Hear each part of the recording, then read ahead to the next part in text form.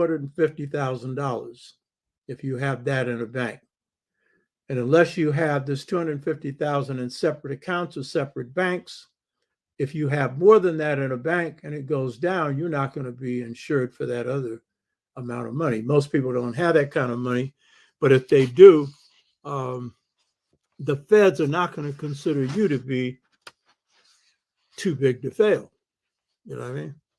It's just going to be too bad. So I could go into a lot more of this. The key point is there is a crisis. It's a banking crisis. It's a part of a bigger capitalist crisis in the economy. And it's probably going to get worse before it gets better. And when it comes to you, look out for your bottom line, whatever it is. Look out for it. If you got reserves, hold on to them. Is what you need. If you can, save something so you have something in reserve so you can get over a lot of hardship. I want to welcome Dauphine McLeod Garvey. She's asking, is Wells Fargo Bank under siege? It's one of the big banks, and it's very likely that the government is going to look out for Wells Fargo. But if you got any more than 250,000 in a bank, then you need to either switch accounts so that it's in more than one account, or switch banks, and then pick one that is too big to fail, that they're likely to prop up. That's unfortunate too, because a lot of the smaller banks are the ones that have done some good things for people, and that includes credit unions and things like that. So much for that. Now, the topic for today, part 2, is an extension of last week's show, the Yoruba spiritual philosophical conception of God. And the reason I put spiritual and philosophical is African philosophy is spirit-based. So a lot of us, when we think of philosophy, we think of it in European terms, and spirit and God's out of the picture. That's all African philosophy is about, but it deals with every dimension of life, whether it's the heavens or the earth, you and me, and it's very practical. So that was the topic last week, and identified certain central ideas that the Yoruba people have through their babalaos. And babalao literally means father of mysteries or mother of mysteries. Priest can be either male or female. The babalaos are really the intellectuals of the Yoruba, though we now have them trained in the West who are coming from a different mindset, unless they're conscious. Babalawo is spelled B-A-B-A-L-A-W-O. B-A-B-A-L-A-W-O. Literally means father of mysteries. So Sister LaShonda Henderson asked a number of good questions. I was only able to address one, and that was on the impact of Yoruba culture on African American culture. She had a lot of other questions,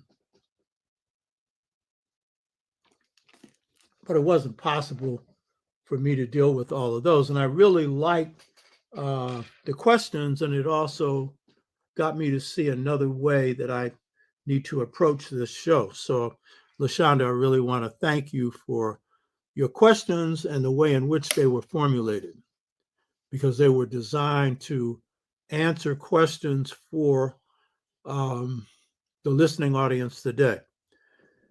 One of the things that I wasn't able to get into last week was one of the reasons why the Yoruba would be one of the groups that had a very significant impact on African American culture. A number did.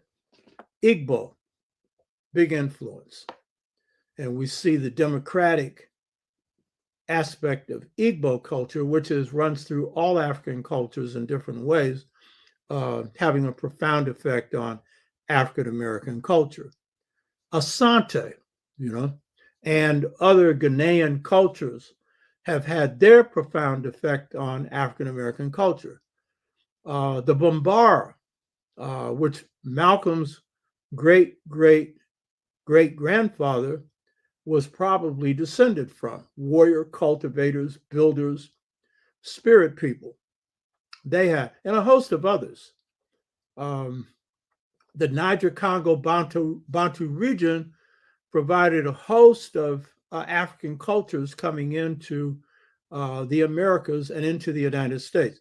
But the Yoruba had a special impact. And one of the things that I didn't cover last week as a preface to this discussion today is I wanted to discuss 3 reasons that Michael Gomez, who is the author of the outstanding work Exchanging Country Marks, which is a book that deals on how African American culture was formed.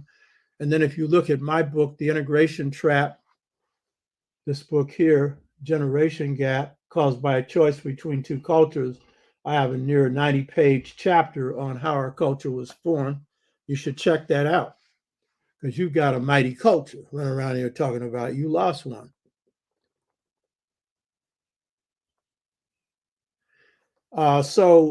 Gomez gives 3 reasons for why the Yoruba group especially had their impact not only in the US, but in the diaspora in the Western Hemisphere. First, he notes that the Fan Iwe Yoruba group came into the lower Mississippi at the same time as the Bambara and after the Bambara presence. So both are coming in around the same time, and they're both having their influence. But then he notes that these 3 groups had begun working out a cultural synthesis in Africa, and they were more culturally coherent than the Bambara. Particularly, he's referring to the Yoruba. So he's saying that this is a reason that Yoruba culture would have a greater impact on African American culture. And 3, these 3 groups took hold in an urban port, New Orleans, where they gained an advantage and they were able to spread their culture more. Other parts of the US and in the Western Hemisphere. So these are 3 reasons that these cultures had an impact, but the Yoruba had a special impact. And then I would note that the Yoruba diaspora is very strong. So you have Yoruba in Cuba, you have Yoruba in Brazil, you have Yoruba in Haiti mixed heavily with Dahomian, and then Petro, which is Indian or Native American spirit culture, which is fierce. So there's a diaspora there. Now, the key point that Gomez doesn't point out, he probably knew, is that the reason that these cultures could be strong in these areas, particularly Cuba, Brazil, and Haiti, and in Louisiana, is Catholicism. Wherever you had Catholic countries, then a coherent African spirit system could prevail in a whole level or largely intact. Whereas if you had a Protestant system, such as you had in most of the United States or in Jamaica or in Barbados or in Trinidad, places like that, even though Trinidad has a stronger amount of African culture and spirit systems, and in this case, presence of the Yoruba, you're going to see a voodoo influence, but not as strong as you see in the Yoruba presence, which is straight up continuation of African practices. In the US, you end up with diviners having a very important influence. And then in Louisiana, voodoo with priests and priestesses who are able to do the divination and things like that. But there's another reason, and this is one that comes from my own observation. Yoruba culture. And I've been into the Ifa system for nearly 50 years. I'm not initiated. My spirit doesn't want it, but I'm in it. And I'm also into a lot of other African spirit systems. But the Yoruba one is very important. The Yoruba, along with other Africans, have a very practical system, and a very flexible system. And so they've been able to survive even with the intrusion of Christianity and Islam. And even when some of their own people take on Christianity and Islam, Ifa, or the Yoruba system, is so deep that that's their first source. And so if you have a Christian who's a priest or a minister who's Yoruba, they will usually be consulting an Ifa priest for divination because that's their culture. So on the one hand, you have this survival where even when people convert, they still have a Yoruba traditional foundation. And then you have the persistence of people who stick with the Yoruba system. But this is the key point, and I've observed this with my Babalawo, Ifeyemi, who's been my Babalawo for nearly 50 years, a master diviner and a master scholar, written 10 books, poet, playwright. He's been in many movies in Nigeria. While he's a traditionalist and didn't go to university education, European university education, he's been able to put a daughter through medical school. He's been able to put another daughter through law school. When she went through, because he sent me pictures when his children are graduating, he said, the law. And she's got one of these wigs that you wear in the British system. And then he has a son who's an anthropologist. And then he has another daughter who just graduated. I made this point, I think, last week from a leading university in Georgia, Atlanta, Georgia, and was here for her graduation, which also means that as an Ifa priest, he's been making enough money to look after his family. So what I'm saying there is one of the reasons why this system has remained strong is it's flexible. It's able to adapt to this so-called modern world where the European comes in with his stuff and at the same time continue their traditional system. Now, we know in Nigeria, it's corrupt to the core.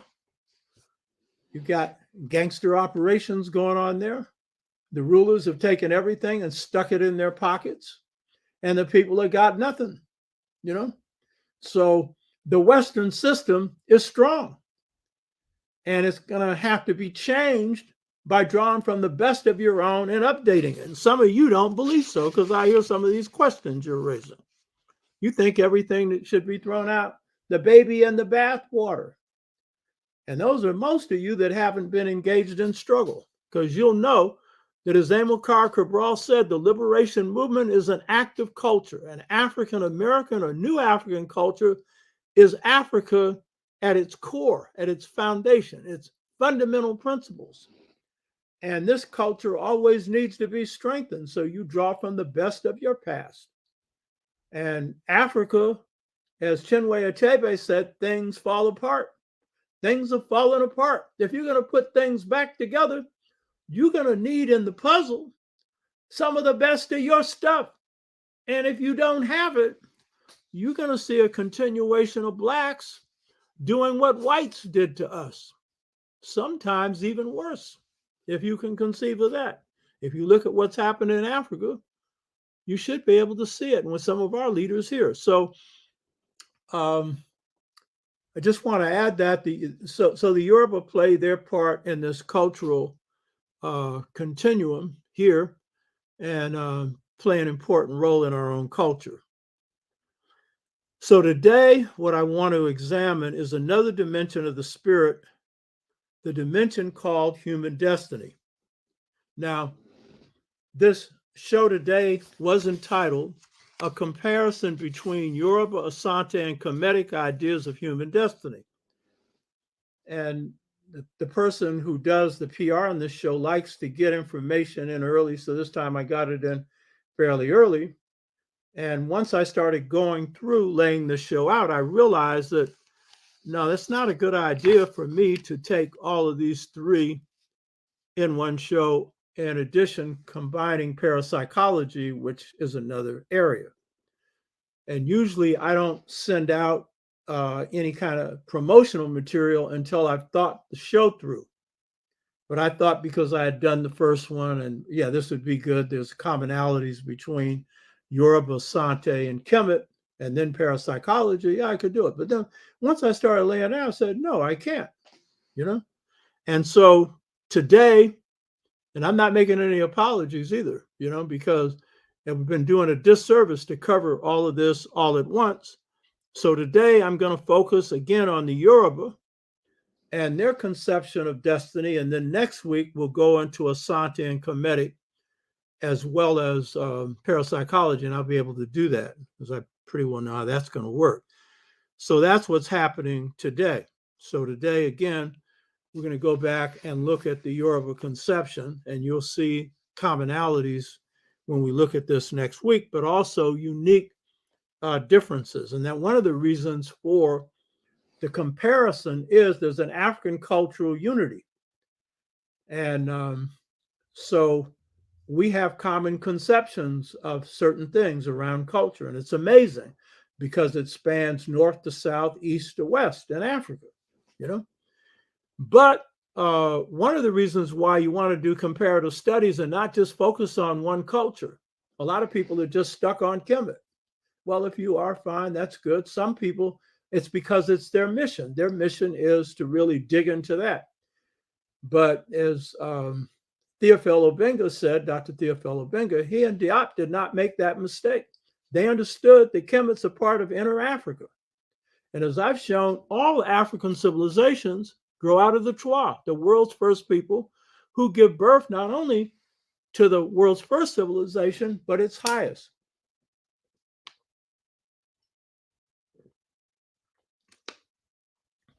And it's most just. The Twa didn't have slavery, ever. You hear me? So that's one reason that the comparison will be done, and next week we'll do more. And the other is when you're looking at one African civilization, you'll get a certain amount of depth. But when you look at another, you'll see another angle. It's like peeling an onion. And so each one gives you a window to another. And the key thing is, when you're dealing with African civilizations that are alive, they're going to tell you a lot more than one that is passed on, like Kemet. And everything in Africa didn't come from Kemet.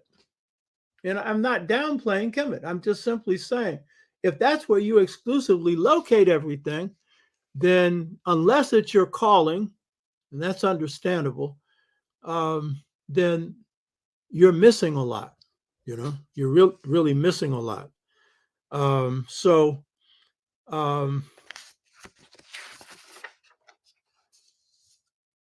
for all of you who are viewing and listening and thinking about this question, then the real question that this question of destiny raises is, who am I and why am I here? That's the real question that the question of destiny raises. What's my purpose on earth? That's the real fundamental question that is being raised. And I want to say this as a preface. There are a lot of spirit systems out there, and when Blacks, we're like somebody who's drowning, whatever, you know, lifeboat we can catch, we'll grab it. And so a lot of us have grabbed a lot of different spirit lifeboats, and I'm not knocking it. And if they got something to offer that helps you, good. So some of them have offered you meditation. Africans don't generally use the meditative thing, but that's good. That gets you into your peace. And these systems say, the Hindu system, mindfulness, you know. So that's a good thing. And others are giving you reasons for why you're here.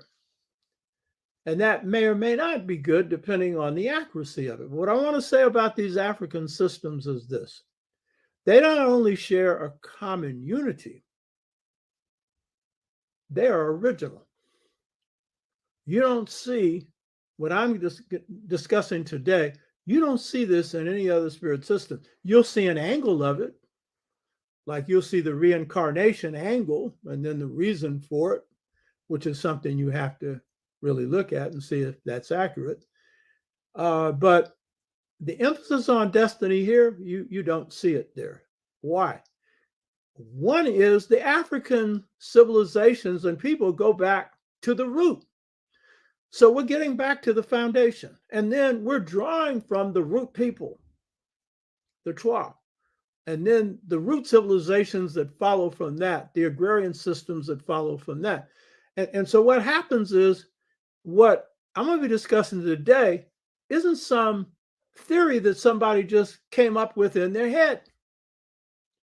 This has been based on investigation, spirit investigation, that is as serious or maybe more as the material investigation that you find in Western systems.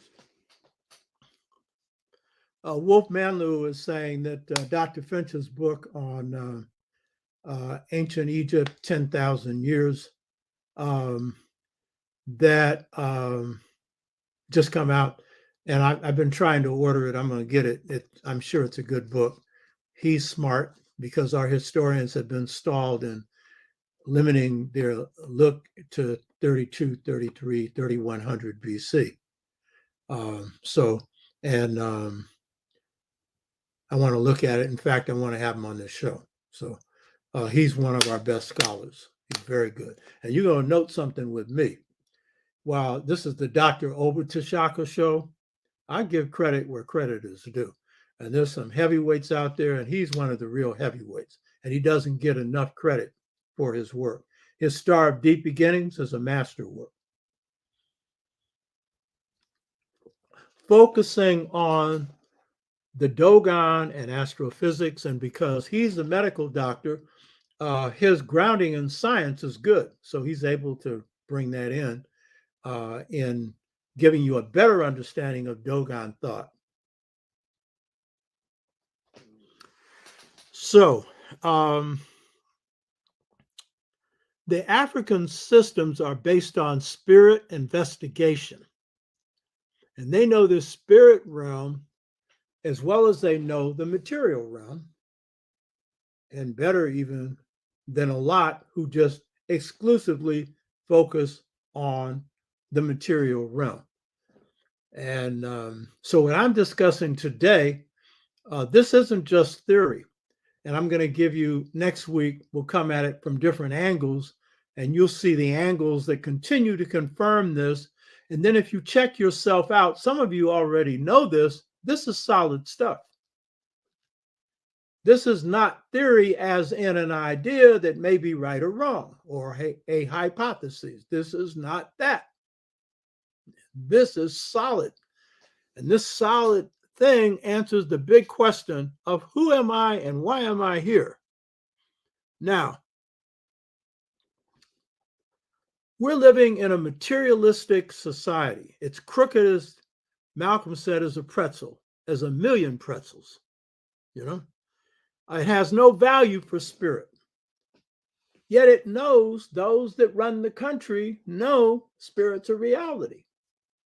CIA has got spirit warriors out there trying to find secrets in other countries. The Russians have been doing this forever. You know what I mean? But if you're going to a psychiatrist telling them you had an out-of-body experience, if they can commit you, you might get committed. Right in California, they don't do committing now because Reagan threw everybody in the streets that had any kind of mental disorder. So you're going to be regarded as crazy because you're talking about spirit. Spirit what? Because psychology under Freud is anti-spirit. Freud said he had to remove this from psychoanalytic theory. You know, so for them, you're into spookism. So when we're looking at the question of destiny, we're looking at our purpose. Why are we here on earth?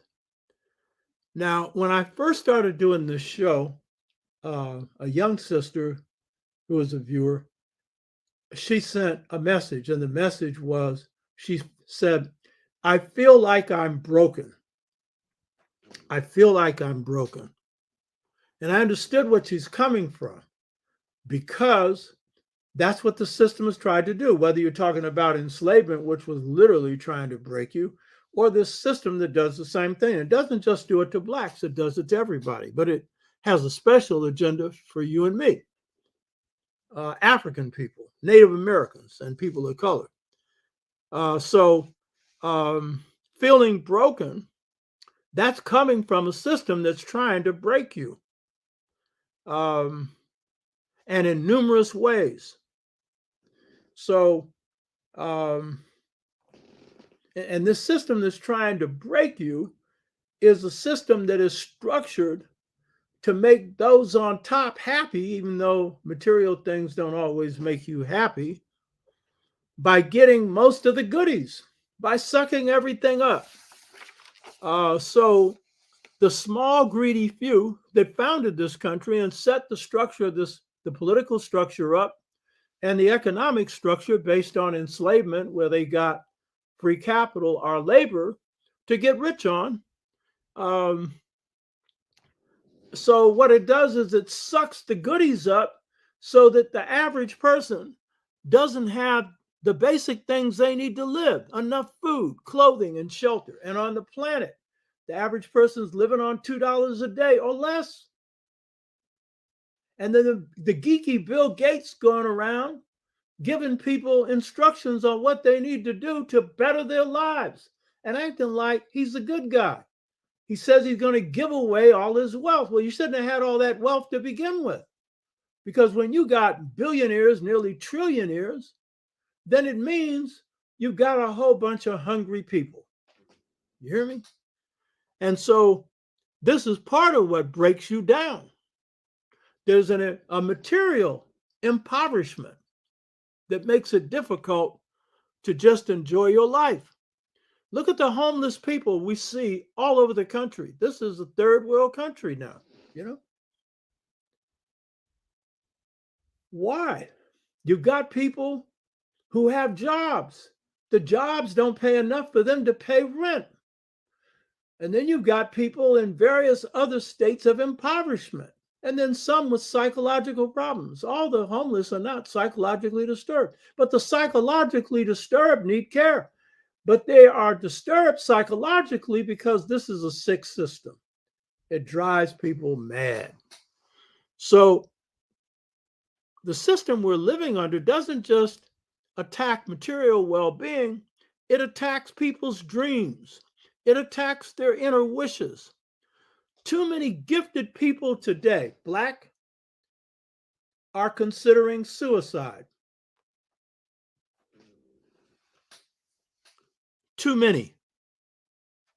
And those of us who say we don't have a culture, you explain this to me. If we don't have a culture, why isn't our suicide rate as high as whites or Native Americans? The Native Americans have a culture, but because of their defeat and the desolate places they're put on reservations and everything, drives them to drink consciously, knowing that that's going to lead to their death and other forms of suicide. But as I pointed out before, between 7 and 11-year-olds, now among that age group, the suicide rate among Black 7 to 11-year-olds is the highest. That's telling you that there are cracks in your own culture. That's because that culture is giving you optimism and a reason to survive. That's telling you that young people, who are the most optimistic group that any culture has, are not seeing a future. When they walk outside their door, as when we did the interview on Independent Black Schools, the school we operate, African Children's Advanced Learning Center, one of our former students said, you know, and he was talking about what he faced in the 80s. When you walked out the door, you didn't see anything that was going to promote your life. That's what the system has done. Your communities are being busted up. They're dropping drugs all around you. You got a lot of people hanging out on the street because they ain't a job worth working for. A lot of people locked up. You know what I mean? And so these kids are seeing that. And the most endangered of our youth, and it's not just 7 to 11-year-olds, but I think some of the most endangered are some of the smartest. I was having this discussion with a good friend of mine, Ola Minji, who lives in Chicago, a brilliant brother. And, we were sharing that. And he said, yeah, he agreed. Because they really see what's happening. You hear me? And so it can drive some of them to suicide, despair. It can drive them to delusion or just feeling like there's no purpose in life. And again, suicidal thoughts come out of that. So when we're talking about destiny and why are we here, some of us who have these great gifts are in despair. Some of us don't have a sense of purpose in our life, or if we do, we feel that it can't be achieved. And so this drives us into these crises. So not all Black people, not all people are committing or, considering suicide, but they're going through educational systems that don't prepare them to be their self. It prepares them to serve others, to be kind of slaves in a system. Gerard says, in reference to Broken, many melanated across the diaspora find and feel this way. Systemically, a caste system in India, the Dalits are seen as oppressed and broken. That's a real good point. I've been making that point before. Not everybody's been getting it. The Dalits are the people that ran a highly evolved civilization that the Aryans came in and took and put them in a situation worse than slavery, a category below slavery, and took an African occupational system called caste and converted it into a color system called Varna. And so those Dalits, who are the black-skinned people, who evolved all the ideas that your gurus are now preaching, who are sometimes light or brown-skinned but identify as Aryans, they're ground to the dust. But they're also coming back. They're fighting back. They're in southern India. And by the way, those Africans who have a high regard for themselves and have been broken but are coming back, the key to their salvation is the love and respect they have for their women. Because one of the keys to the Aryan who came in and ran their stuff on them is their patriarchy and their war and their hatred for Blackness. Their hatred. That's the first case of racism in the world. India, the Indo-Aryan invasion. You hear me? Some of y'all caught up in the systems that have been taught by the people who expropriated this culture. You need to be careful what you're getting. And if you don't know the Aryan inside out, you can be getting the wrong side and thinking you've got the good. So you need to be grounded in your own stuff so you understand what you can take and dip and dab from others. So we have a system that is designed to work against your life purpose, your destiny, who you are, your even knowledge of it or belief that you have one. It's designed to instill in you that the only value is get this education and get a job.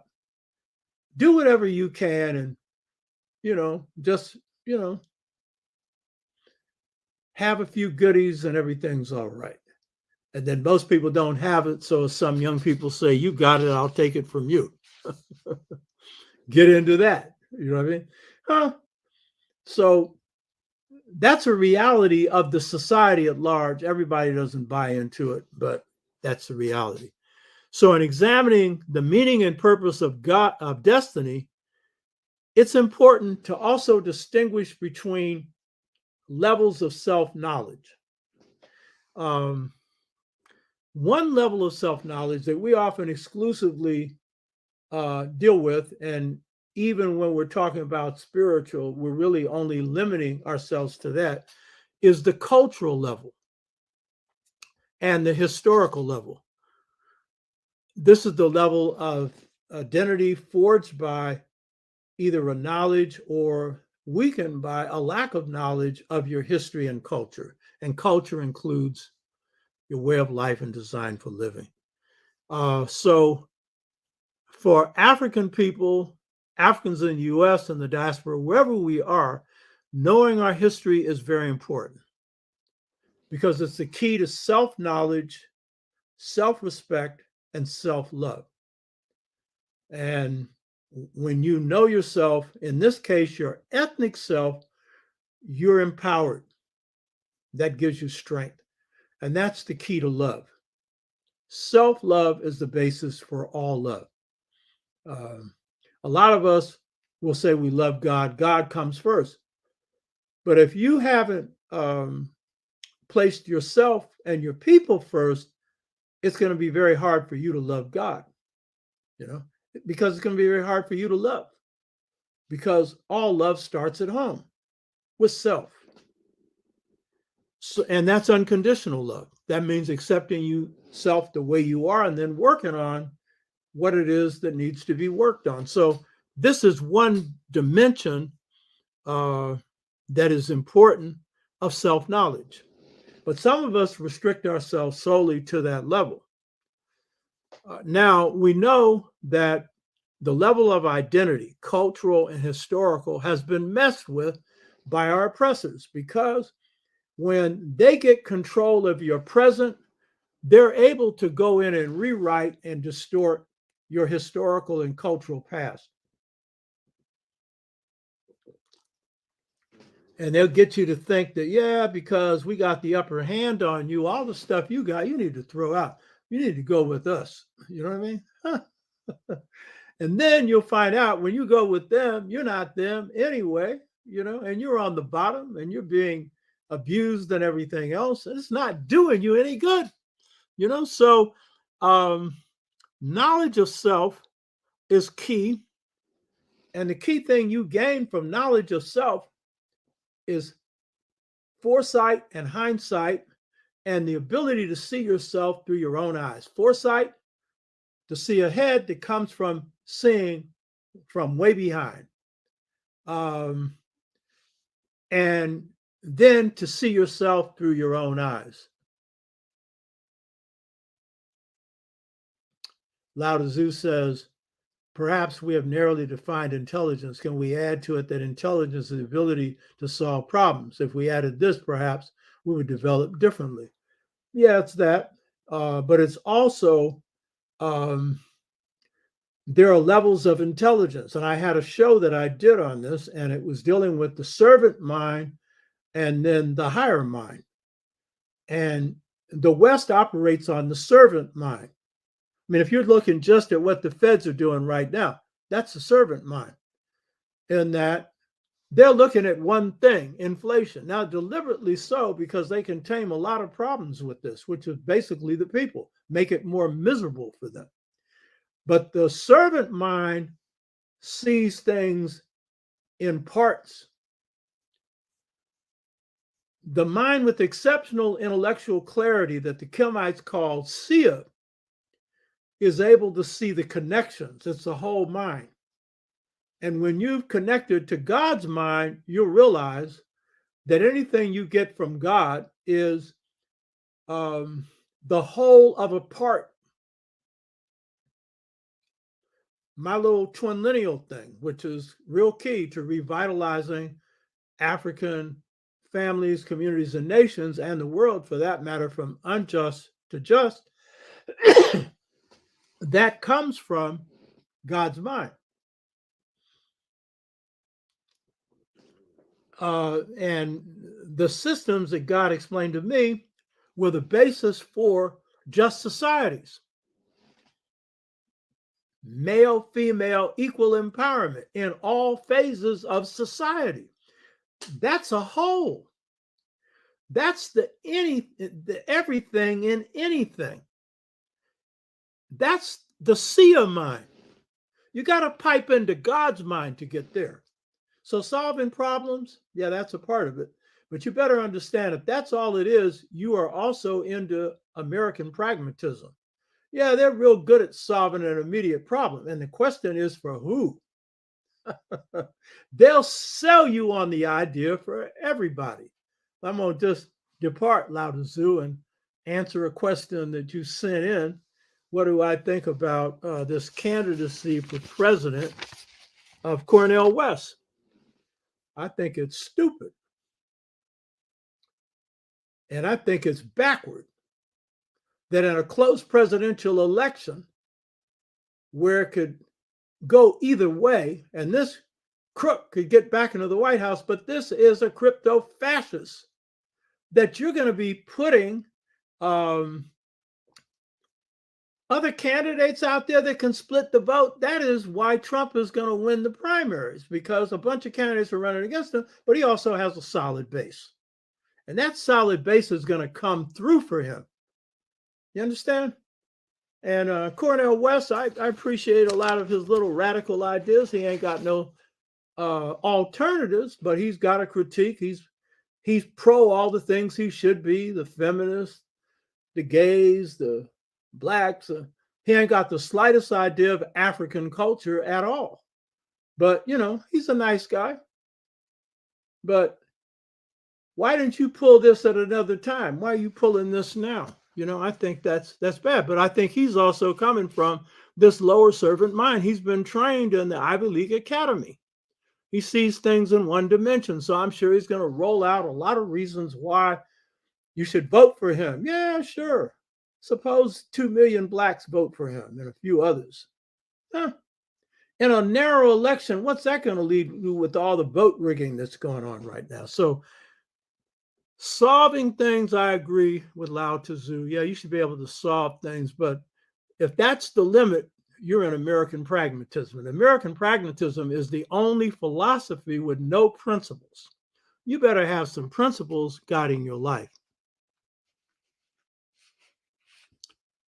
And Sister Nzinga Dugas, who are so proud to see now chairing or being the tenured faculty in Contra Costa College's African American Studies Department. Welcome, lady. Yeah, what are we solving? Little micro mini things. But yeah, solving something's important. But that's not enough. So cultural identity is very important. And we need to be able to see ourselves through our own eyes. And we need to see the beauty that's before us, that's reflected in our own images, the images of our people. Whatever we're doing that brings beauty to the world, but you're going to have your own bifocals on. And so the more you can see of your past, the further ahead you can see, the better you can see yourself and see the beauty within you. And here we're talking about the beauty within our culture of this concept of why we were here, destiny. So knowing your ethnic and historical identity is extremely important, but it's very important to distinguish between historical identity as Africans and your spirit essence. Very important to distinguish between these two. And see, we like to play with this term spiritual, and that's okay, but you're intellectualizing this. And there's no word for spiritual in any African language because it's the spirit that we experience. And it's the spirit that's in our body that makes this body live. And when the spirit, all the spirits we have that sustain us, leave us, we're finished. And the last one is the spirit of breath. When you can't breathe anymore, it's gone. And all African systems say that God put spirit inside of you along with all these other things. So when we're examining this African idea, and in this case, the Yoruba idea of destiny, we're examining the essence of spirit, a particular dimension of spirit. We are all spirits in a body. That's what a human being is, and all entities that God creates, animate and inanimate. That spirit that sustains them, that quantum physics would call waves and particles or energy. That's the spirit. So when we're looking at destiny, and in this case from the Yoruba perspective, then we're looking at your essence as a human being on this earth. Now, I want you to really get this. These ideas of destiny, while they're unique to African people, they describe a human experience. All humans go through this. I know some of you think that, only we have this. That's what you want to hold on to. But no, here we're getting into a universal realm. But here, because our culture is so old, our history is so old, and we've had some people to draw from who were pure spirits, we get into the deeper dimension. But then, as Dr. Obenga points out when he's looking at Kemet, he points out that almost everything in Kemetic civilization, for example, that's abstract is conveyed concretely. So, for example, hati or ib, heart, it means a lot of different things. Heart, mind. I have a series that went on that. Check it out. It's a higher mind inside of you. It's the God within you. But when it's conveyed, it's a picture of a heart. Practical. It's abstract. It's talking about the higher mind that comes from the heart. But then it's practical. It's dealing with the heart because the Kemites knew the body and they had studied it. Imhotep was the genius, the multi-genius of that. So when we're looking at this idea of destiny, the abstract is very practical. Everything that I'm going to explain here applies to how it works. And we're going to cross-reference it next week and then look at parapsychology and other spirit systems, and we'll see the same stuff running through them. And then you look at yourself, because some of you already realize this without ever having been in any Ifa system or any African system. So this concept of destiny is unique to African knowledge, deep knowledge, and it is useful. You want to talk about practical? This is as practical as it gets. Why am I here? What is my purpose? So, why is this understanding important for you? It reveals that you have the powers inside yourself to determine and shape your life. Some of you already know that because that's what you're doing. Some of you already know it because that's what you're not doing. And you should be doing it. You hear what I'm telling you? Huh? You're on the path you don't like being on. And you can get off of it. But you're on it. That's your choice. That's the key thing about destiny. So that's the key thing about this, that this knowledge that Africans have here is unique, but it's describing an experience that's universal. You hear me? Because God used this same process for creating all human beings. So some of you know why you're here because you've listened to your dreams. You've listened to your wishes. And you tried to pursue them. Some straight out, some after a while. And that's really the key to destiny. It's your wish. It's that which drives you inside, your inner desire. the thing that makes you most happy or things. And I'm talking about the inner things. I'm not talking about material things that pick you up in the morning and put you asleep at night. That's the driving force in your life. And when you're pursuing that, that's happiness. We're looking for happiness in other places, somebody else, something. It's happiness. One, to know who you are, that is, your gifts, your desires, and to pursue it. And those are the real joys in life. And if you can achieve it to whatever degree you can achieve it, that is true happiness. And yes, there is opposition. And yes, there have been times where it was very difficult for any of our people to pursue their dreams.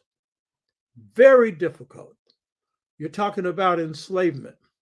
You're talking about this 100-year period of post-Reconstruction where blacks were confined to servile stuff. You know what I mean?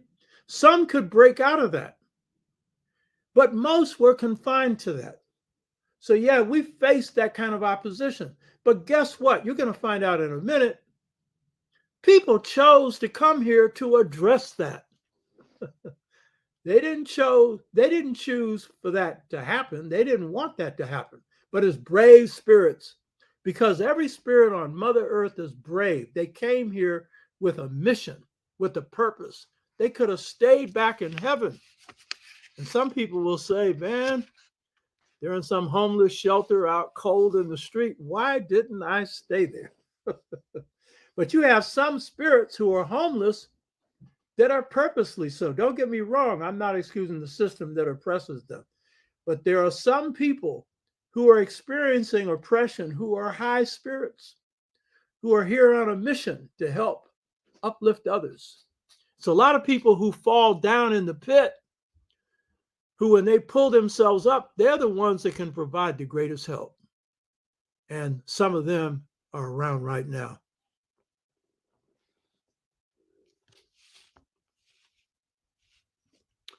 So I want to deal with the Yoruba conceptions of destiny, and next week we'll confirm it in other ways. But I want to give their basic understandings of it, and then you can look at yourself and see how does it apply to you. So the Yoruba, because they have this spirit orientation in their culture, and many other Africans do, when the Yoruba succeed or fail in something, it's a common expression that the Yoruba will have, and many other Africans will as well. They will say, this is due to this brother or sister's predetermined choice made in heaven. In other words, they're saying a pattern to somebody's life. And so they may see them continuing to fail in something, or they may see them succeed in something or continue to. And they will see in that a predetermined pattern, a predetermined wish that has dictated that. Now, so destiny for the Yoruba is tied to certain concepts. You should write these down. If you have a pen or a paper, you should write this down. One is called Ayuomo, A-Y-I-U-M-O, A-Y-I-U-M-O, A-Y-I-U-M-O. It means choice. Very important. This word choice is central to the Yoruba, to the Akan, to the Kemetic, to the African conception of destiny. Choice. Choice. Sometimes it's called Ipin. I-P-I-N. I-P-I-N. Ipin. It means predetermined share. Now, what does that mean? That means in choosing destiny, We all get our share, but it's your choice. It's your share. That's your life, especially when you are trying to fulfill your choice. Or sometimes it's called Kadara, Kadara, Kadara, which means divine share. That is pretty much the same as predetermined share. It's just telling you it's coming from a divine place. You hear me? Or it can be described as Ipori, Ipori, which means inner head.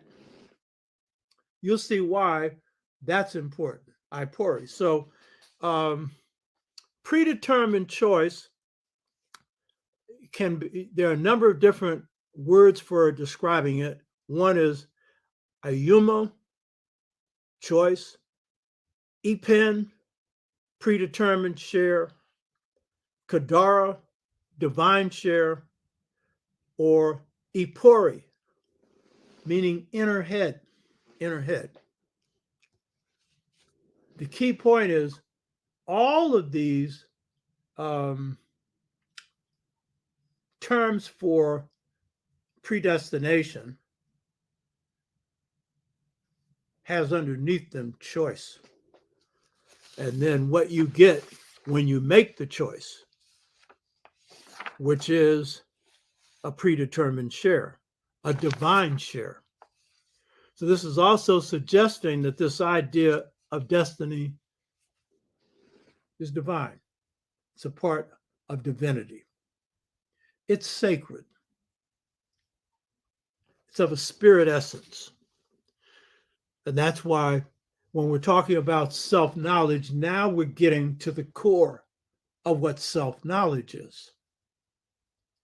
Self-knowledge is, of course, knowing the world we have created, the cultural, the historical world we have created. But it's going into the foundation, the spirit that drives that. So all of this leads to the central concept, which is at the essence of the Yoruba concept of destiny, which is Ori, O-R-I, Ori, O-R-I. You could say Yoruba culture is an Ori culture. Ori culture symbolizes free choice. The free choice that humans made in heaven. It's defined as the Ori is each human being's personal God. Personal God. That personal God is the one that looks out for the human's well-being. Looks out for the human's personal affairs. This Ori is the most important part of the spirit domain because it is the part that is yours. It is the part that looks out for you. It is that part of you that when any kind of problem is on the horizon, it warns you. And everybody has this. I've given this example over and over again when I think it was the 87 earthquake. Was it 87? I'm supposed to be at a PhD program 4 hours before. I'm in Black Studies department. And the spirit says, leave. That's my protective spirit telling me. It didn't say it in words. The feeling conveyed that. I knew what it meant. We all have these feelings. And I said, oh, I'll be sitting in this office for 3 hours. It'll take me an hour to get there. It's 4 hours. Why should I do that? Then I said, spirit never leads me wrong. I left 3 hours early. As I pointed out before, when I left, had I left for the 4-hour appointment, the Bay Bridge had opened up. The Dunbarton Bridge, each of which I had been gone over, had collapsed. People said, nobody told me this. Nobody told me this. Yes, it did. You have stopped listening to this for so long that you just don't hear what is being told to you from your inner spirit. So Ori is the personal God within each person that guides us. And if you listen to it, it will help you. I was in a meeting in Europe giving a speech, and brother was in the audience. He's from Suriname. This is the area that the Dutch enslaved Africans in. And afterwards, he drove me home, and he said he could see my protective spirit. He said, it's fierce. It's fierce. We all have protective spirits. I was in Ghana and was in a village. And so this Ghanaian priest was coming by and responding to each spirit. When he came to me, he moved back because he could feel it. My spirit's been looking out for me. And in fact, this guy in Europe, he made the comment, he said, there have been times where the government was going to kill you and your spirit led you in another direction. I know the times where they tried and they didn't get away with it, but that's possible, But the point is, Ori is the personal God that each person has inside themselves, and that is concerned solely with your well-being. And everybody has a protective spirit that's called Ori and others to look out for you as well. Ori, the Yoruba describe Ori as the physical head that you pick in heaven. And the Yoruba will say you could make right or wrong choices. You have to make the right choice in heaven to have a good head. So literally it means head. Now, obviously in heaven, when you're making this choice, you have not materialized as a physical being. So this is head, but it is not the head that the physical head that we have later. But Ori symbolizes head. So that's one meaning. It's telling you, according to the Yoruba, that this concept of destiny resides in your head. But Ori is also the invisible head. It's called Ori Inu, Oriinu, Oriinu, Ori Inu. It's the internal head. Now that's the real head. It's the spirit head. It's the inner person. It's your real self. Ori Inu is described as the essence of personality. Now this is real key. Western psychology serves its role. It has its place. It's good for dealing with sickness. It's good with dealing with disorders and stuff like that. But it is not good at really understanding the human personality in its total dimensions.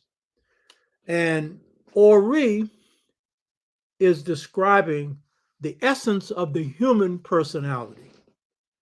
That is the inner being of a person, the inner gifts of a person, the inner strengths and the inner weaknesses of a person, the inner wish, the dream, which is why you're here, to try and pursue.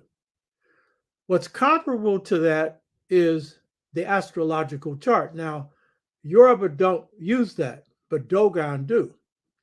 And the Akan people also have knowledge of astronomy and astrology. And that is, again, at the time you picked your destiny in heaven and choose to leave, that's the alignment of the planets at that time, because you're in a realm outside of space and outside of time.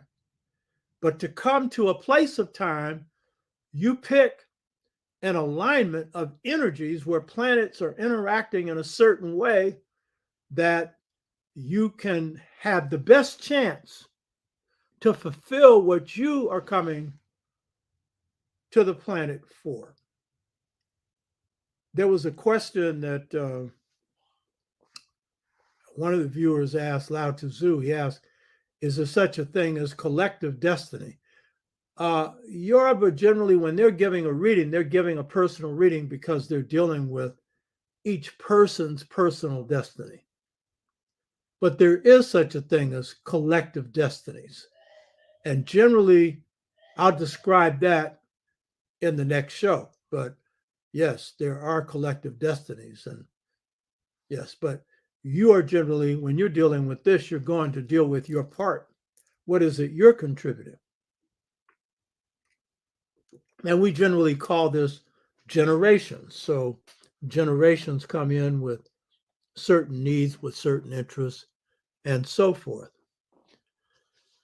So Ori then is the free choice made by humans in heaven. And the choice is their personal God. So Ori Inu is the internal head. It is the internal person. It is the real person within someone, or the potential person. Because when you come down here, you have the choice to pursue those wishes or not to. And everybody doesn't pursue their wishes. So Ori Inu, when you are pursuing your wish and your path, it guides your life activities, because you're going to find a groove that you move into. And when you're pursuing that, then it governs your life. So you see me, I'm pursuing my Ori Inu, before I ever knew Ifa, because I discovered my purpose before I knew Ifa. There are two types of people when it comes to choosing destiny: those that don't know and those that know. I'm in the first group, those that didn't know. My mother was in the second group. She knew. Either way, it's what you do when you discover what you're here for. And those come through door opening experiences for those that don't know. And so my book on Seba is dealing with the system of teaching that opens the door to your inner light. That's what real education is. Mine didn't come through the classroom. It came through joining the Black freedom movement, the Black power movement. And I discovered my purpose because I had an unorthodox purpose. So how was I, ain't nobody raising me saying you're going to lead some movement, or you're going to be a strategist and you're going to go out here and fight the system. We didn't have too many of those that we could identify to begin with. We were just opening up the real battles. We had them in enslavement. We had them in Africa, but right now people weren't preparing for that. And a lot of people have unorthodox destinies. I mean, you can't describe it as a profession. Destiny can be a profession or not. If it's a profession, you're fulfilling your wish in doing it. But if it's not, it's the things you're doing in life to help others that give you joy and happiness, where you're using the gifts that you have to shine on other people. So that's destiny works in different ways for different people.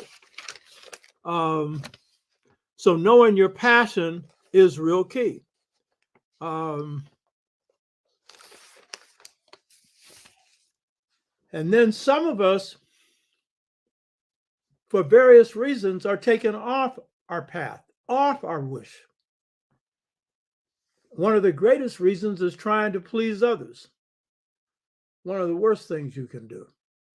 Or being inclined to do so, which is an indication of a lack of self-confidence. You're always looking to somebody else to tell you what they think you should do. You know, it's all right to listen, but the question is, what does your heart say? And the Yoruba would say, what does your head say? What does your wish say? Is that in line with what you want?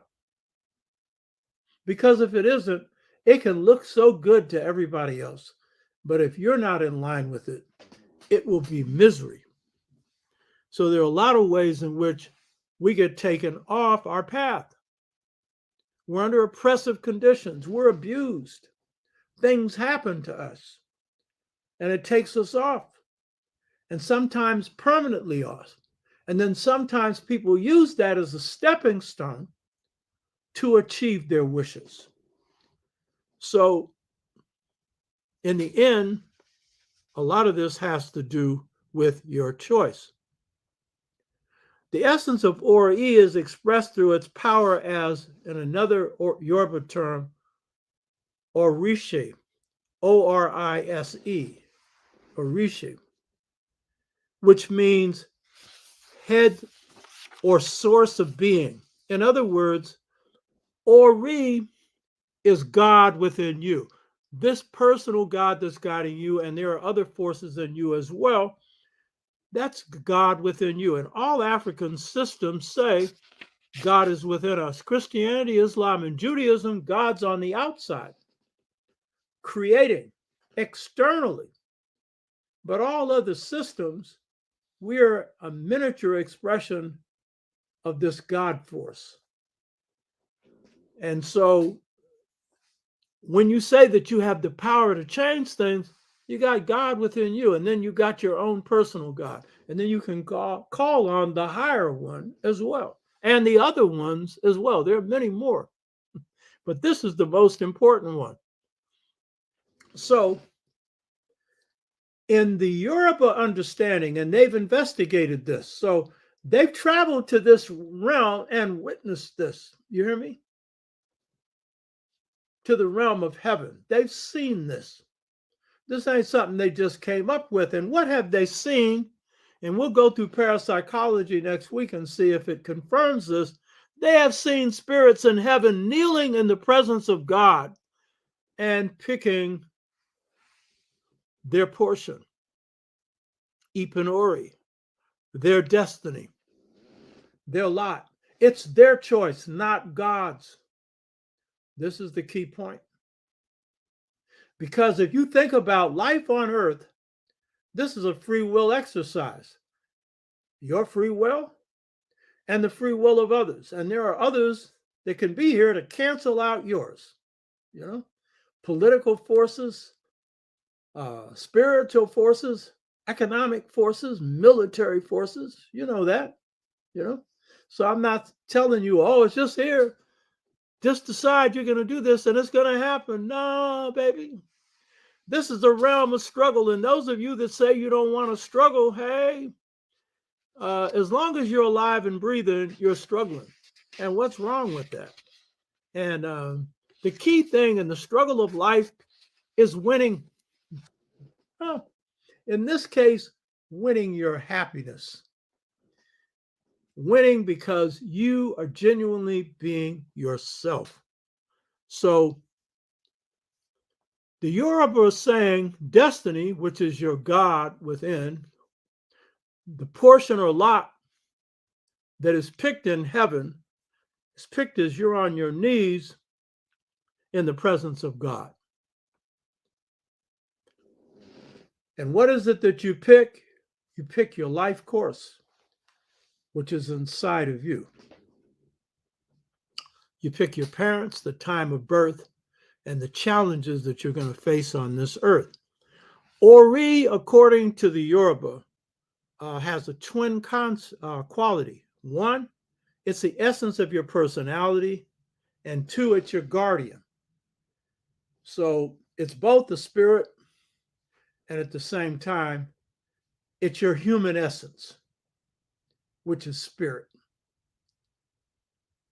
African societies are very respectful, traditional, are very respectful of other people because they understand each person is a spirit force unto themselves. Respect that force, because that force can be used for good or for what's negative. Respect it. Your Ori is also the way the Yoruba empower themselves to fulfill what they want to achieve in life is they regard the Ori, since it's your personal God, it's looking out for you. It's going to warn you when you have problems and try and help you. It's an object of worship. And so by worshiping the God that's looking out for you, you are basically protecting yourself, empowering yourself, and enabling yourself to be more open to favors and help in life, provided that you do the work. Here's a key thing that the Yoruba teaches this. Destiny isn't automatically achieved.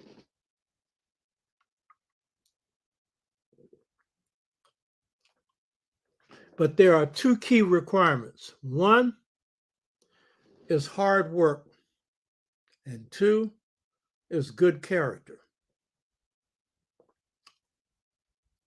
And Ifa priest, Babalaos, will usually explain, well, the reason that you don't remember your destiny is, and a few people do, one or two people in this show may remember this, but most don't, because it might make us lazy. If we knew that we had a predetermined wish and a possibility of becoming something that's really exceptional, we might sit on it. And then if we also knew there were going to be these trials that were going to be extremely difficult and dangerous, we might be scared about it, you know? So most of us come in here not knowing that.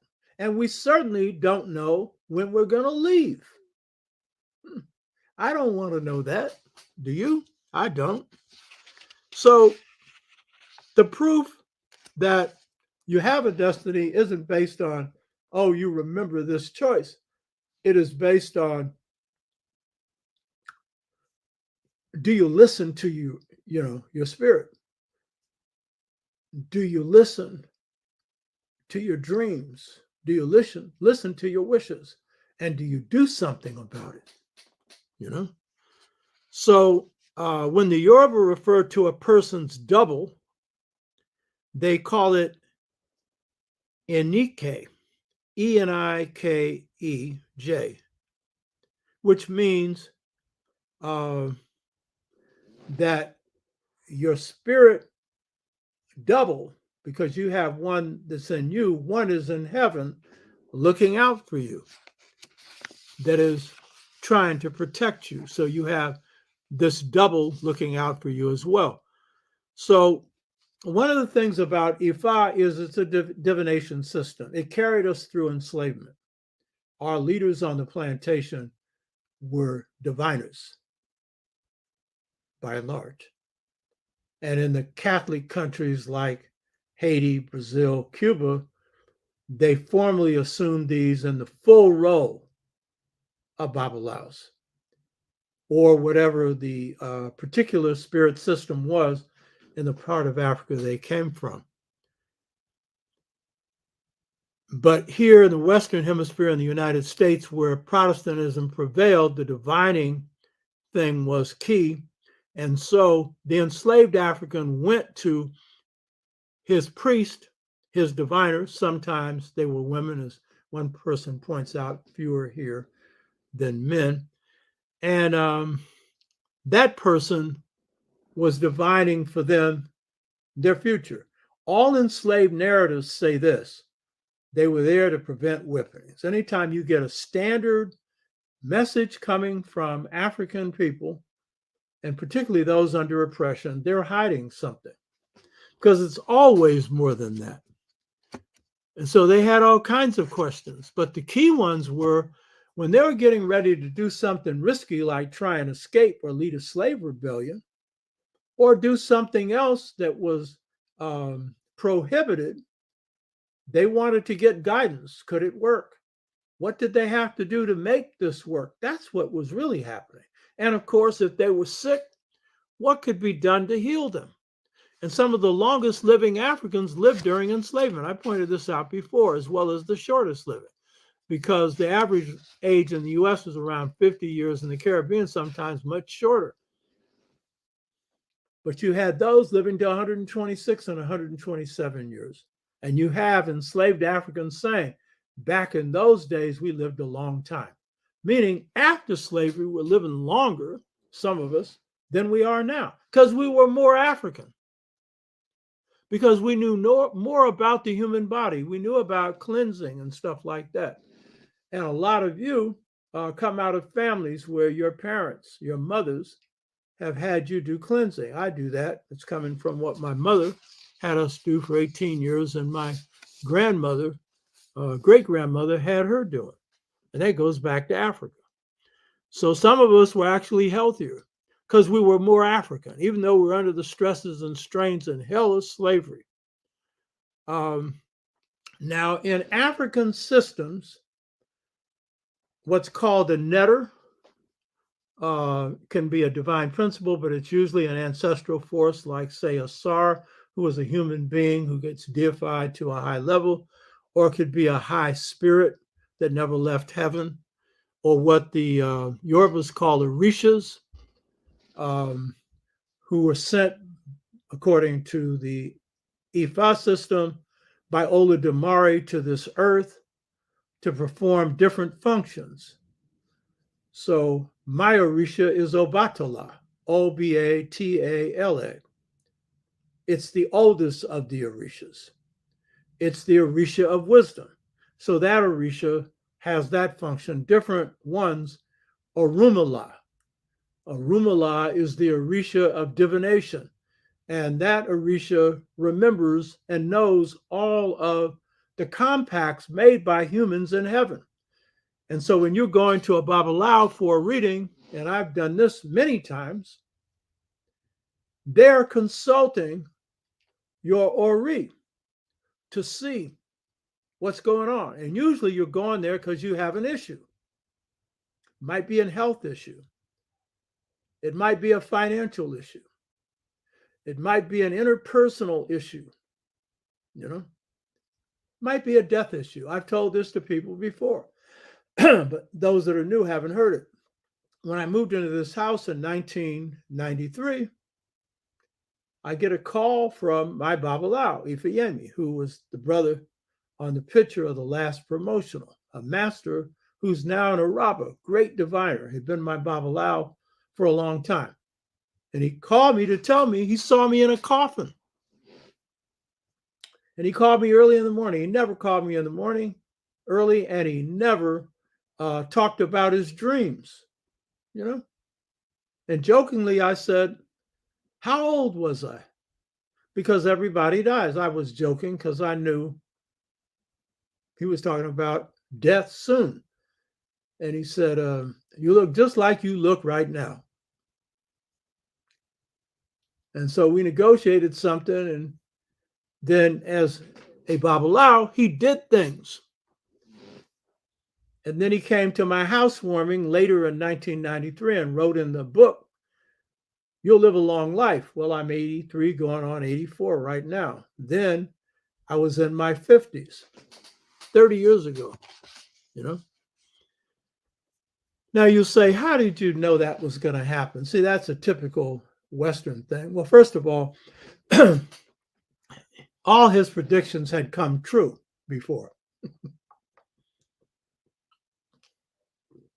I was in the middle of fighting to save Black studies, 80 to 82. I've told this to some people before. A lot of new ones haven't heard it. I was in the middle of a battle, and actually the beginning, 1990. Hoover Institute after us. The whole state of California's policy-making process had decided, they told the president to get rid of us. right? And I'm fighting that. Ifeyemi didn't know. He comes to my friend's house that got me the job at State, Nansisi Kayu, who introduced us to Ifeyemi, and he gives me a reading. He said, powerful forces are out to destroy your department. Well, that was accurate. And then each year I'd see him. And then I'm in Nigeria. He's giving me the same reading. I've told this to people before. Those that haven't heard it, this is new. And he told me again, this is in 1992. And he's telling me again, they're out to destroy. I said, you're telling me what I already know. We've been fighting for 2 years. Do something. He did something. Within about 3 months, when I get back, the president gives up. Now, Ifa didn't win that battle. We won it with the help of Ifa. See, there's the principle in battle, praise the Lord and pass the ammunition. If you think God is going to intervene and save you for something and you don't do anything, you are full of jive. You hear me? So, Ifeyemi has been very accurate in his divinations. Very accurate, give many more. And the final thing on this question of him telling me I was going to die is, and I've said this before, some people in Ghana wanted me to become a king. I had no interest in that. But the people who had recommended me went to their diviner, and the diviner said, I don't think that's a good idea. This man's going to die. Huh? So I'm supposed to wait and see if this is accurate, not me. And I'm even though I've done many divinations and prophecies and stuff, I don't believe everything I hear either. But within Ifa, I found it all to be accurate. But if something like I went for a life reading and the guy told me that I wasn't going to get tenured. His life reading was very accurate. He was not a Babalawo, but he was trained in Brazil in their system. Very good guy. He's white. He's very good, And he was giving me all the advice on how I could earn a living outside the university because he saw them coming down on me. He's right.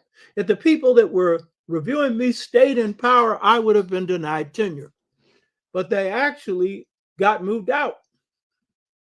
And then it changed, but I didn't accept that. I'm going to fight. Your divinity has the final answer on things. So I'm not into somebody that just believes something because somebody says something.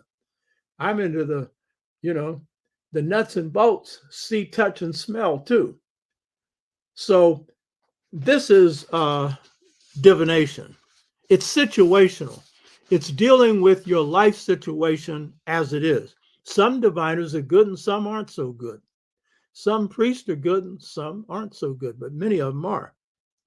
So the Yoruba teach that while each person gets a destiny, no two are identical. They're all original, based on your own life choices. They may be similar.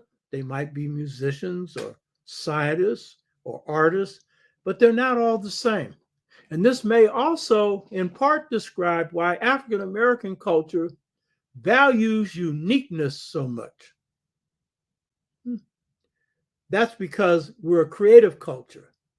But these residuals that come out of the core of African culture may well speak to that as well.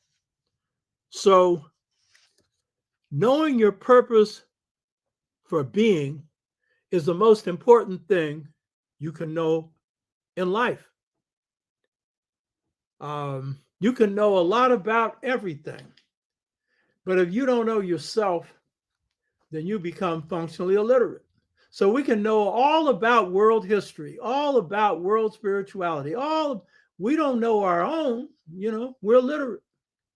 But the key thing is we can know our history, we can know our culture, but if we don't know self at its most fundamental level, which is the level of our gifts, our strengths, and our weaknesses, the essence of our human personality, which is your destiny and your potential for destiny, because it depends on whether you move on it.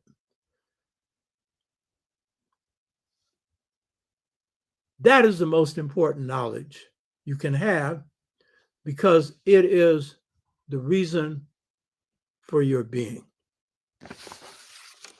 Me, I live in this. Everything I do is focused on what I'm here for. So I'm speaking from experience. And by the way, Ori is often multifaceted and multidimensional, meaning when you're talking about someone's life purpose, someone's inner gift, you're usually talking in the plural.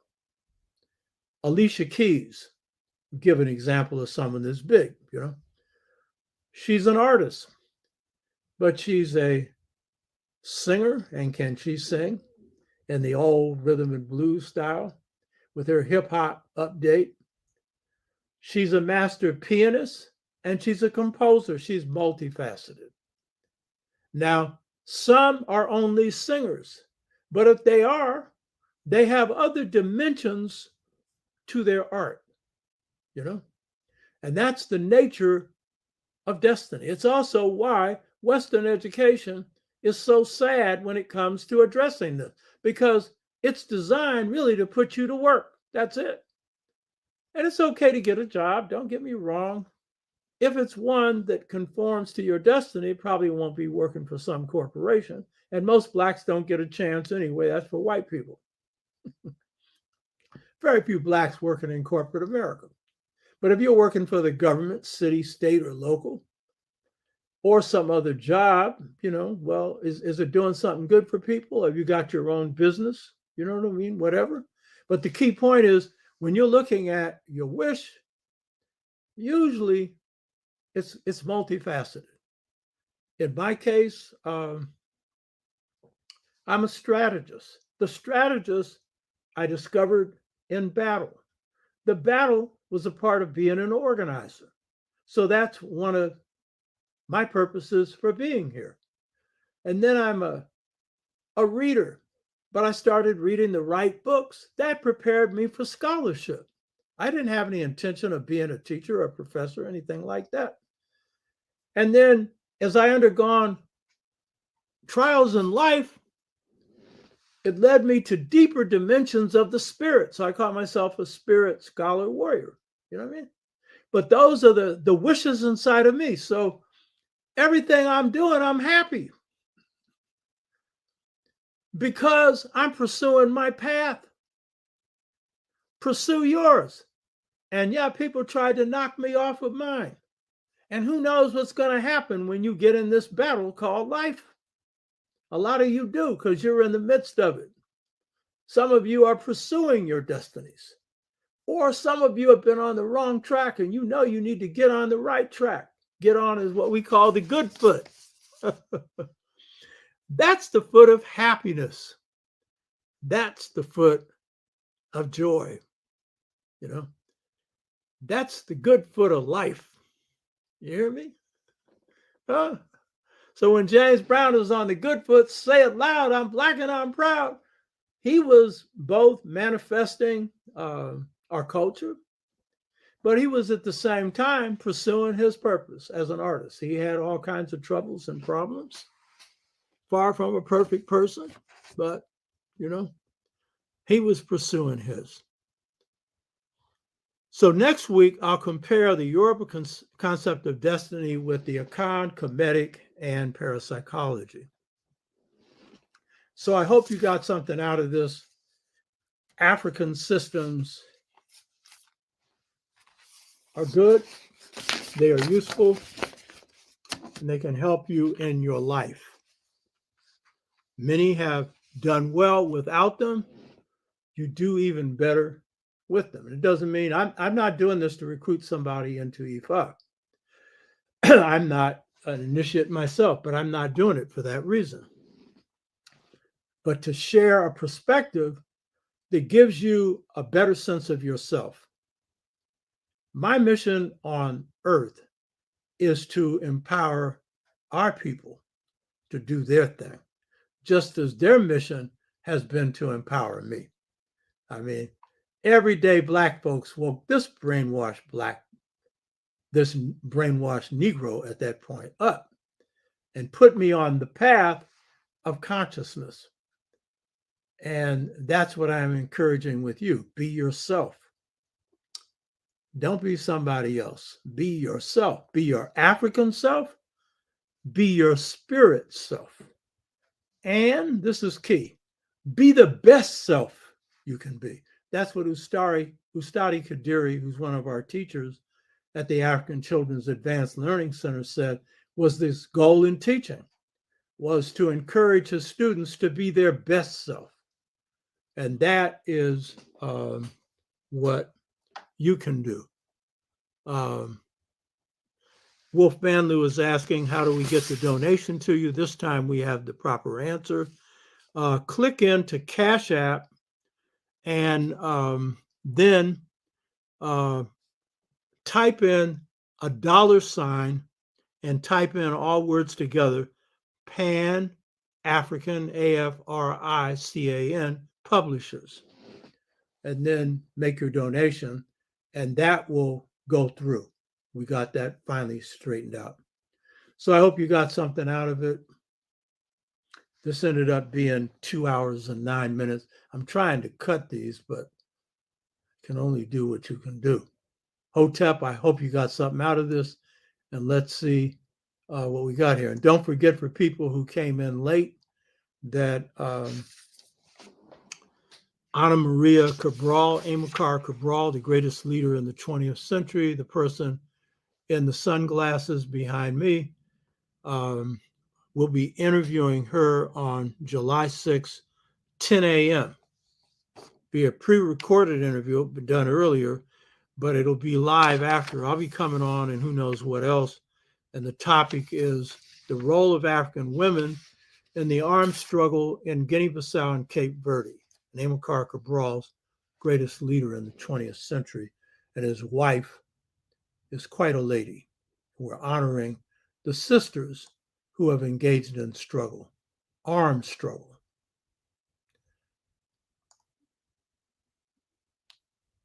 Lao Tzu, if we forget our destiny, what system do we use to rediscover it? How do we use journey into the spirit realm to solve issues we face currently? Yeah, a lot of us get steered off course. It could be extremes like alcoholism, drug addiction. It could be just addiction to American mess, pursuing a life that doesn't accord with our inner wishes.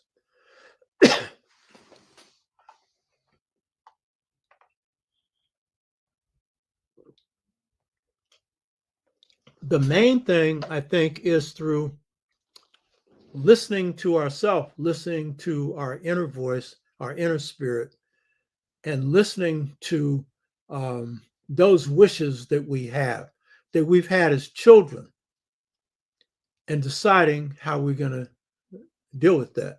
And then if you want to get into systems, there are a lot. One is the Ifa system. If someone wants to know how, for example, to hook up with my Babalawo, I can send you his email address.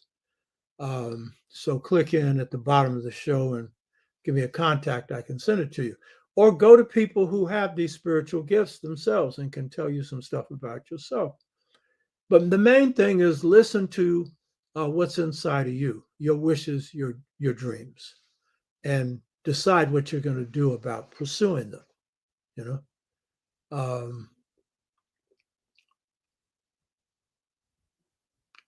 The journey. So his other question is, how can we use the journey into the spirit realm to solve issues we face currently? Well, for Black people, our culture, and then African people globally, our culture, the spiritual and the political, or spirit and the political end, they go together. And so any kind of way in which we commune with this inner spirit, if it's through our dreams, it's through other means, it can often give us guidance into how we move in the here and now. And so don't dismiss those. So people who are doing meditation, if you get it that way, you through your prayers, if you do it that way, through various ways of self-mastery, if you do it that way.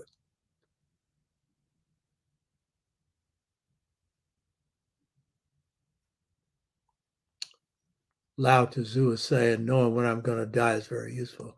Good for you. Do you know, Lao?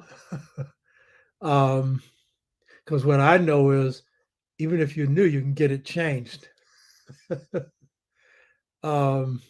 Stephen McKenzie is viewing this from Washington, D.C. Right on. So the questions here.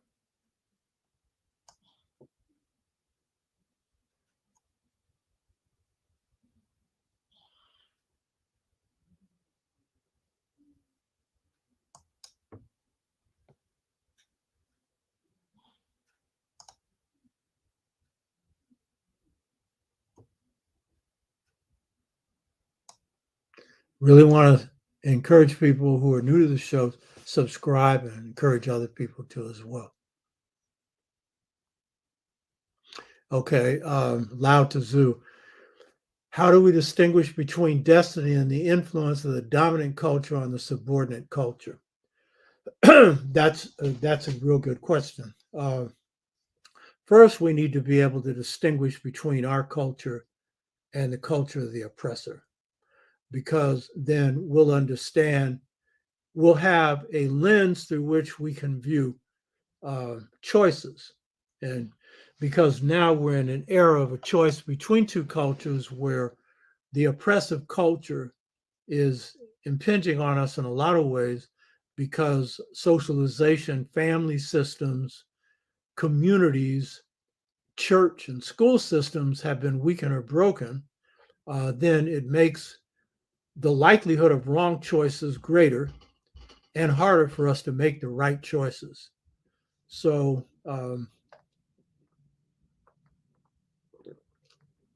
I think one of the most important things is you need to know your culture and have a solid grounding in humane African values.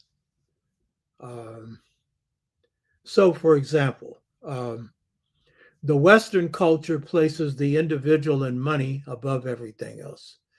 Our culture didn't need any intellectuals to come out and give us a lecture on this. Our parents gave us this teaching: people before money, you know? So if you're grounded in culture, you'll understand that. And if you're not, you need to be. So I think culture helps us better understand the negative influences our culture coming from an alien culture, an oppressive culture. How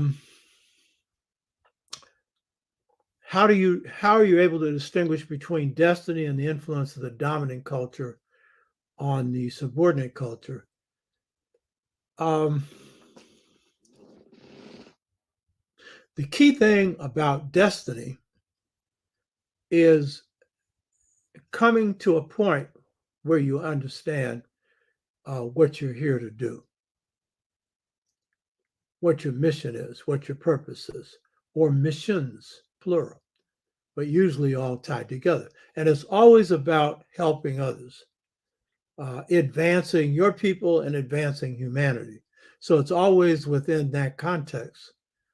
So when you discover that, if you've got a system raining down on you saying you shouldn't be doing that, like, for example, you have these Congress women, largely in Congress, who have taken a progressive stand, right? And so the whole system has come down on them, Cortez and the rest of them, saying they're crazy. Bill Maher is supposed to be this great comedian. Oh, he'd love to have him on their show so he could chew him out. You understand? He's supposed to be a liberal. Well, liberal is nothing but a disguised conservative, professing something they never intend to do, So these young people who are, the progressive or radical wing in Congress, very few of them, they're sounding boards for a lot of things that need to happen. And so, it's going against where they're standing for, because the dominant culture that's coming on them for all the wrong reasons. You're not reaching a consensus with the conservatives, with the moderates. What does that mean? That means grounding the people into the dust, making compromises on programs they need to survive, and not putting forward programs that they need to prosper. So basically, I think in the end, when you're pursuing your destiny, you're pursuing truth. It's your truth. It's your reason for being.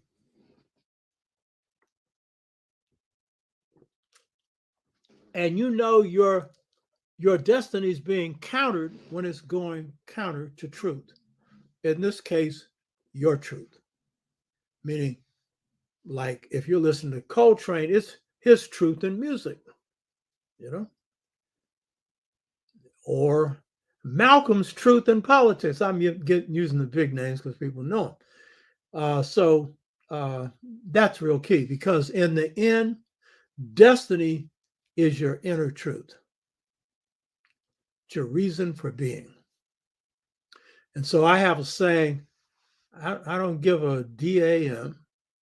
That's not arrogant. It's usually in response to somebody who's telling me to go contrary to my truth. Really? Go to hell.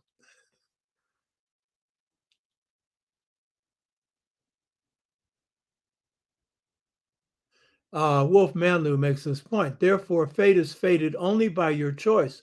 The first choice to come here is symbolized by left foot forward in Kemetic statues. Yeah, symbol of royalty. Yeah, good point. Good point. In other words, destiny in the African concept does not mean predetermined. Even when I said predetermined wish, it means that in heaven, you made certain wishes, made certain choices. That's your ori. When you come to earth, it's not like the Western concept of destiny is predetermined, usually by God, and then by great figures who mess up history and do what they call his story, Yeah, good point.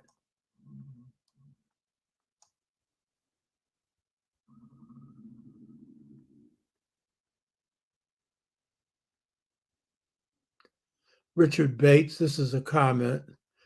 Brother, that was an excellent point you made about how most Africans continue to practice their tribal religious spirituality, even if they practice a major religion such as Christianity. Also, it's splendid that you point out that we should not just focus on Kemet or its spiritual systems, but other parts of Africa and their systems of worship as well. Too many of us overlook these important factors, or in some instances are not aware of them. However, don't forget to do some lectures on African. I don't know what he's going to say there. Yeah, a good point. And not just on spirituality. We need to be as informed as possible on African history, civilizations, all dimensions as possible. And that includes African, Caribbean, South American diaspora and cultures today as well.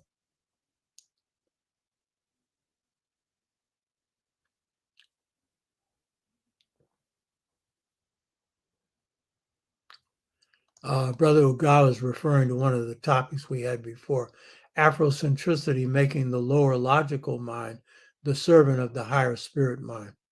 Yeah, that's real key. And I can say I was in the lower logical mind for some time, even though I had spirit insights, and it was a gradual process to try and get to this higher space.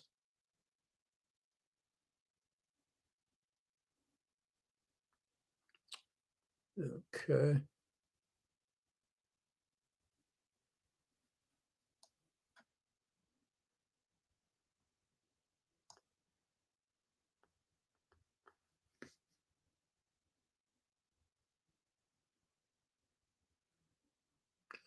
Wolf Manley was talking about how the presence of whites in Chicago has increased, and the black presence has declined to 788,000.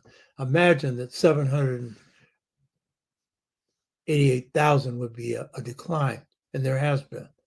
But it also means that there's still a tremendous amount of black folks in Chicago that could be doing stuff, you know.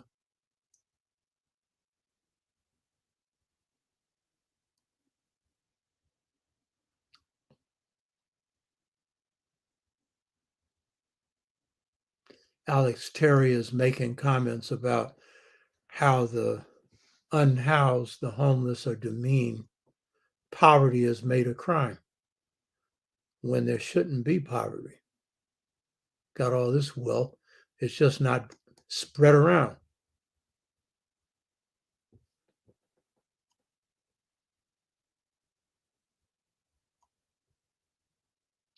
Wolfman Lewis tying these IFA and other systems to Kemetic systems, which is true.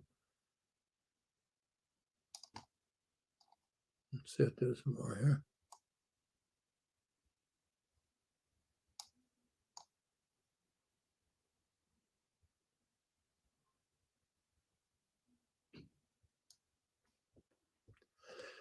Yeah, Curtis Thomas is talking about when did the spirit of competition try and take the place of spirit of cooperation. Yeah, true. M. Jewell is making the point that female babalawas aren't common in the U.S., although they were more present in Nigeria. Yeah, true.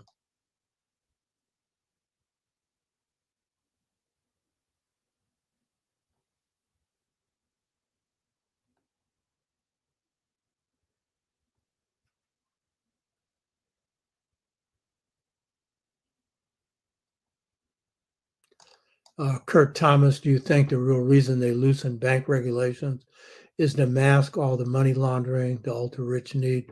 Maybe. And I think also it gives them the arbitrary freedom to do whatever they want to do to get richer. And then when they bring the economy down, to get the government to bail them out with our money while they're cutting any programs that benefit us. And taking the biggest one, Social Security, if they could get it.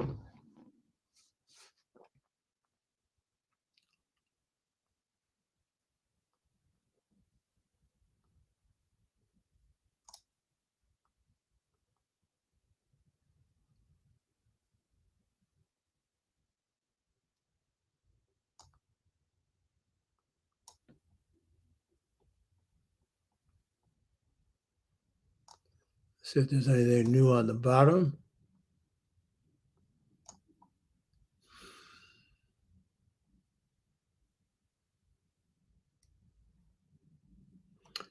Brother Cinnabar made a comment. He hoped that people are getting something from Spirit Knowledge. Brother Cinnabar has been a major reason that this show stands up every week. He's been my main computer technician now for almost 3 years. Ann Bowles, so pleased with the content of this show and each show. I'm sure they are being appropriately archived, addressing my own struggle 100%. I fell off path long ago trying to reignite roadblocks. How does one align with an IFA? Ann Bowles, contact me on the comments that are made at the bottom of the show when people just plug into the show, and give me your email address, and I can send you Babalawo Araba Ifeyemi's email address, and you can get in contact with him. And we all get off course sometimes, and hopefully you can work back on your own. But I think understanding the power you've got within, it's in your hands to do it. You know.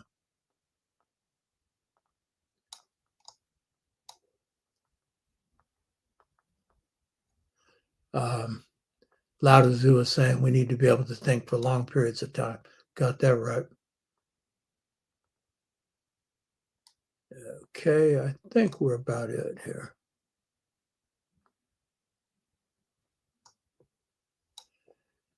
Okay, Michelle Dawson, thank you too. Is there anything else here? Okay, that's it. The community teacher, make sure you subscribe and get your friends to subscribe. Okay. Until next week, Hotep, I hope you got something out of this. Look forward to